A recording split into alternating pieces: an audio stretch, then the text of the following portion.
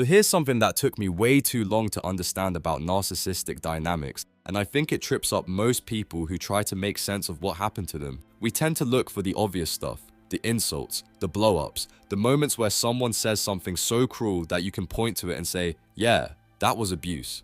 But if that's all it was, it wouldn't work. If someone just walked up to you and started insulting you, you'd leave. You'd recognize it. You'd think, okay, this person is unhinged, I'm out. The reason narcissistic dynamics are so disorienting, so hard to escape, and so damaging long after they end is because the real mechanism isn't about attacking you directly. It's about attacking something much more fundamental, your ability to trust your own mind, not your self-esteem, not your confidence in the shallow sense, your capacity to know what you feel, to trust what you perceive, and to act on your own judgment. That's what gets dismantled, and it happens in stages, through processes that are genuinely hard to see while they're happening. So today, I want to walk through exactly how this works, step by step. Not vibes, not vague warnings about toxic people. Actual psychological mechanisms that explain why you end up doubting yourself so completely that you can't even trust your own discomfort. And more importantly, what it takes to rebuild that self-trust once it's been eroded. Let's get into it. The first thing that happens isn't negative at all. In fact, it feels like one of the best experiences of your life. It's idealization.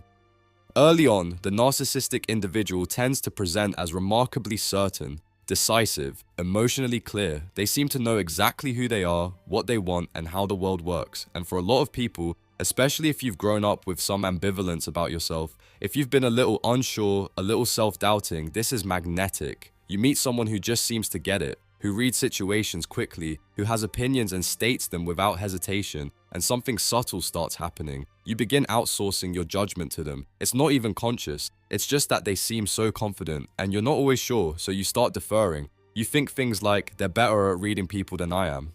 Or, they understand me more than I understand myself. They see things I miss. Now here's the important part. This isn't manipulation yet. Not necessarily. This is what psychologists call authority transfer, and it happens in all kinds of relationships. We naturally defer to people who seem more certain, more competent, more emotionally grounded. The problem is that once another person becomes your reference point for what's real, your self-trust is already weakened, not destroyed, just loosened.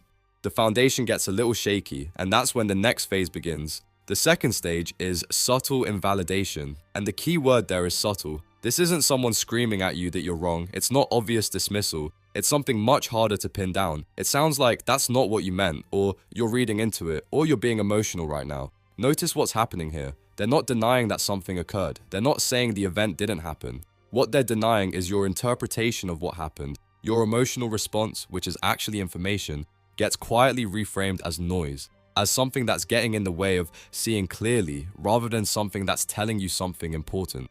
And because they're not denying facts, you don't register it as gaslighting. You think, okay, maybe I am reading into it. Maybe I am being too emotional. Maybe they have a point. This trains you solely to distrust your internal cues while still believing that external reality is intact. You start to think the world is fine, the relationship is fine, I'm just bad at interpreting things. And that's a really important distinction, because you're not losing touch with reality. You're losing touch with your ability to make sense of reality, which is actually worse. The third stage involves something called projection, and this one is genuinely hard to catch because it feels like it's about you. Here's what happens. The narcissistic individual has their own stuff, shame they can't tolerate, anger they don't want to own, envy they can't admit to, insecurity they've buried so deep they don't even recognize it. But those feelings don't just disappear, they get displaced, projected outward, onto you. So suddenly you're the one who's defensive, you're the insecure one, you're paranoid, you're too sensitive, you're jealous. And here's the really insidious part. You start monitoring yourself for these traits. You start thinking, am I being defensive? Am I insecure? You do this constant self-surveillance, scanning yourself for flaws that actually originated in them. This is incredibly effective at eroding confidence, because direct criticism you can push back against. Someone says you're terrible, you can think, no, I'm not. But when you're watching yourself for hidden flaws, when you're suspicious of your own motives, when you're trying to catch yourself being the problem, you've internalized the attack. You're doing their work for them. Stage 4 is where things get really hard to escape because it involves your brain's reward system. It's called intermittent reinforcement, and it's one of the most powerful conditioning mechanisms we know of. Here's how it works. In the beginning, you got validation, attention, warmth. You felt seen and appreciated. But now, that validation becomes unpredictable. Sometimes you get it, sometimes you don't. Sometimes you do everything right and get coldness. Sometimes you mess up and get warmth. There's no consistent pattern you can rely on. And when reinforcement becomes intermittent like this, your brain does something counterintuitive. Instead of giving up, it becomes obsessed with getting the reward back. You start working harder. You focus more and more on what they think, how they're responding, whether you're in their good graces. Your own judgment stops mattering, not because you're weak, but because your brain has learned that accuracy doesn't bring reward. Being correct about something doesn't help you. What helps is compliance. What helps is figuring out what they want and providing it.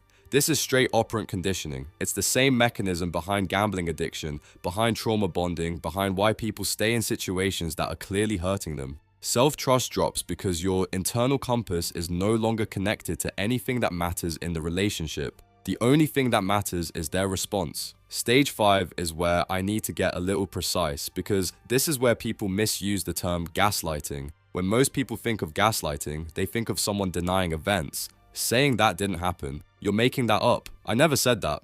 And that does happen sometimes, but the more sophisticated version, the one that's harder to detect and harder to recover from, is epistemic gaslighting. This isn't about events, it's about your capacity to understand events. They don't say, that didn't happen. They say, you're bad at understanding what happens. You always misread things. You're too emotional to see clearly. You have a tendency to distort. Do you see the difference? They're not attacking your memory, they're attacking your cognition, your ability to make sense of anything. Once you start doubting your thinking process itself, every conclusion you reach becomes suspect, even correct ones, especially correct ones actually, because now you think, well, I'm probably wrong about this too, I'm bad at this. That's the trap. You can't think your way out of it, because thinking is exactly what you've learned not to trust. Stage 6 is moral reframing, and this one is particularly brutal because it turns your conscience against you. Whenever there's a conflict, whenever something goes wrong, notice how it gets framed. It becomes about your failure to be empathetic enough, your inability to communicate properly, your tone, your timing, your lack of understanding. The focus shifts from what happened to what's wrong with you as a person. And because you're probably someone with a conscience, someone who genuinely wants to be good and fair and kind, you take this seriously. You start doing what I call retrospective self-audits. Did I overreact? Was I unfair? Maybe I did cause this. Maybe if I'd said it differently. Maybe if I'd been more patient. This is exhausting, and it completely shifts attention away from their behavior and onto your character. And here's the thing about character attacks versus situational disagreements. If someone says, you handled that badly, you can think, okay, I'll handle it differently next time. It's about the situation. But if someone implies that your fundamental nature is flawed, that you're too selfish, too sensitive, too demanding, too something, now you're not dealing with a disagreement. You're dealing with a verdict about who you are. Self-trust collapses fast when errors are framed as moral flaws, because you're no longer trying to navigate a relationship. You're trying to fix yourself. And you can't fix something that was never broken. By stage 7, something really important has happened. You've developed what psychologists call learned helplessness in decision-making. Think about what you've experienced by this point. Your perceptions get questioned, your emotions get reframed, your conclusions get criticized, your interpretations are always slightly wrong. After enough of this, you stop acting on your own judgment. It just becomes too risky, too exhausting, too likely to lead to conflict, so you defer. You ask permission, you wait for confirmation, you check in constantly, you don't make moves until you know it's safe. And here's the tragedy. At this point, self-doubt isn't even emotional anymore. It's procedural. It's just how you operate. You've learned that acting on your own judgment leads to bad outcomes, so you stop doing it. You don't trust yourself to act. And when you don't trust yourself to act, you become dependent on someone else to act for you, to tell you what's okay, to give you permission to be. Which brings us to stage 8, dependency disguised as intimacy. By now, the relationship has a certain structure. They understand you, they ground you, they keep you from spiraling, they know you better than you know yourself. And honestly, it might even feel loving. It might feel like closeness, but what's actually happened is that they've replaced your internal regulatory system with themselves. You don't check in with yourself anymore, you check in with them. Your sense of what's real, what's okay, what you should do, runs through them. You haven't lost confidence in the shallow sense. You've lost autonomy of interpretation.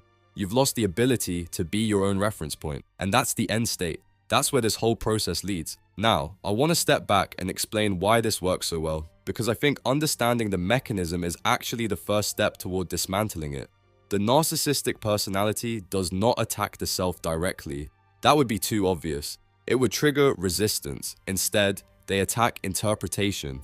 meaning making, metacognition, which is your ability to think about your own thinking, and once those go, confidence follows automatically. You don't need to be told you're worthless, you conclude it yourself based on a compromised thinking process. It's like someone messing with your scales and then asking you to weigh things. You'll get wrong answers, but you won't blame the scales. You'll blame yourself for being bad at weighing this. So, where does this leave you? What do you do with this information? I want to be honest here. Self-trust is not rebuilt by affirmations. It's not rebuilt by insight alone, although insight helps. You can understand everything I've said today and still struggle to trust yourself because the erosion happened at a level deeper than understanding. Self-trust is rebuilt through action, specifically through three things. The first is reclaiming epistemic authority. That's a fancy way of saying you have to start treating your own perceptions as valid data again. Not as the only truth, not as infallible, but as real, as information that counts. When you feel something, that feeling is telling you something. It might be telling you something about the situation. It might be telling you something about your past, but it's not noise. It's not something to be dismissed until someone else validates it. The second is making small decisions without external validation. This is really practical. Start small. Pick something to eat without asking what you should have. Decide how you feel about a movie without checking if that's the right opinion. Make a judgment call and let it stand. This sounds trivial, but if you've been through what I've described, it's not trivial at all. It's going to feel uncomfortable. It's going to feel arrogant, even though it's not. It's going to trigger anxiety, which brings me to the third thing. You have to tolerate the discomfort of being self-referential again. After being in a dynamic where self-trust was systematically undermined, trusting yourself again is going to feel dangerous. You're going to have the urge to check, to verify, to make sure you're not being crazy. That discomfort is not danger, it's withdrawal. It's your nervous system adjusting to a new normal where you're the authority on your own experience. It gets easier, but only if you stay with it. Only if you resist the urge to outsource your judgment again to someone else or to endless reassurance seeking. One more thing, and I think this is important. If you recognize yourself in what I've described, if this explains something about a relationship you've been in or are currently in, I want you to know something. The fact that these mechanisms work on you doesn't mean you're weak. It doesn't mean you're gullible or codependent or any of those slightly blaming terms people throw around. These mechanisms work because you're human, because you're wired for connection and attachment, because you have the capacity for self-reflection, which is actually a strength, but one that can be exploited. The same qualities that made you vulnerable to this are probably qualities that make you a thoughtful, conscientious, empathic person. The goal isn't to kill those qualities, it's to protect them, to be able to connect with people without handing over the keys to your sense of reality. That's the work, and it's real work, but it's doable. Okay, that's what I've got for you today. If this was helpful, if it clarified something that's been confusing, I'd appreciate if you shared it with someone who might need to hear it, and I'll see you in the next one.